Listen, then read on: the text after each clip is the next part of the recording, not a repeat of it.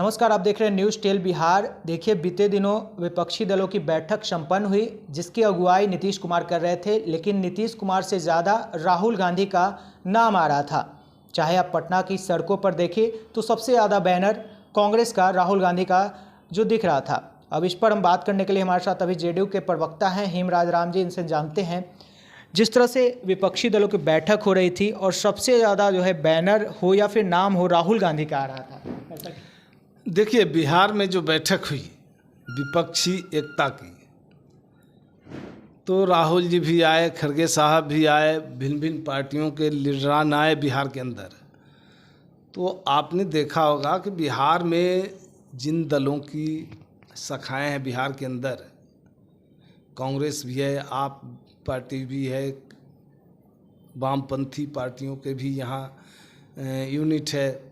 तो जिन जिन पार्टियों का यहाँ संगठन है, सभी पार्टियों के कार्यकर्ताओं का, जो राज्य लेवल के लीडर हैं उनका, सभी लोगों का एक कर्तव्य बनता है, उनका जो है ये हक भी है कि जो उनके नेता आ रहे हैं बिहार में, उनके सम्मान में जो है वो पर्चा, पोस्टर, नारे लगाएं। ये इस पर इनको जो है अपना पूरा हक है और इस पर कोई सवाल उचित नहीं बनता है। अच्छा, एक बात और, जिस तरह से बैठक हुई उसके बाद भाजपा कटाक्ष कर रही है, कह रही है कि भ्रष्टाचार जो है, भ्रष्टाचारी एक साथ एक मंच पर दिख रहे हैं। देखिए, जैसा वो चश्मा लगाएंगे उनको ऐसा ही दिखाई पड़ेगा। नियत तो उनका जो है खराब है।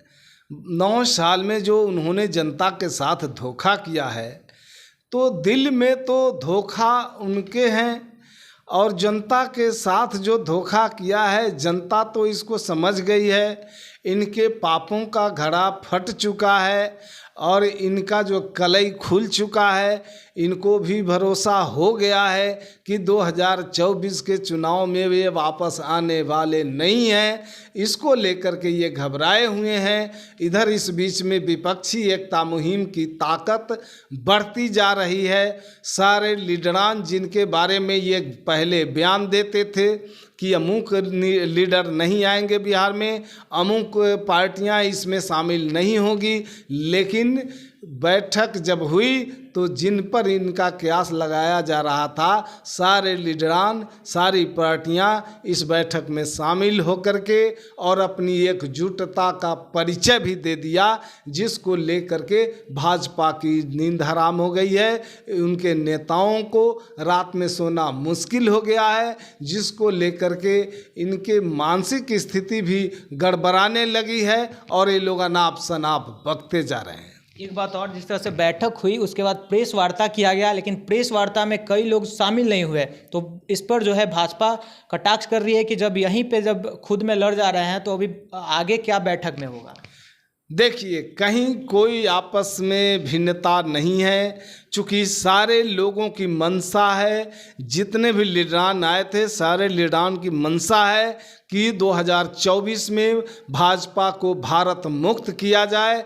जो मोदी जी की सरकार है उस सरकार से उनको बेदखल किया जाए, चूँकि उन्होंने 9 साल जनता को ठगने का काम किया, रोजगार के सवाल पर ठगा, महंगाई के सवाल पर ठगा, महिलाओं को हिस्सेदारी और उनको सम्मान देने के सवाल पर ठगा, महिलाओं के आबरू पर हमला करने वालों को बचाने का काम किया, देश में काला धन लाने का वादा करने वाले उस काला धन के नाम पर देश में हाय तौबा मचाने का काम किया, 15 लाख रुपया हर खाते में देने का वादा करके सबको अंगूठा दिखाने का काम किया, देश के अंदर अमीरों को और ज़्यादा अमीर बना दिया, गरीबों को और ज़्यादा गरीब बना दिया। इसको लेकर के जनता में भी काफ़ी बौखलाहट है और जनता भी 2024 के लिए जो है वो राह देख रही है कि जो है कैसे हम भाजपा मुक्त भारत बनाएं।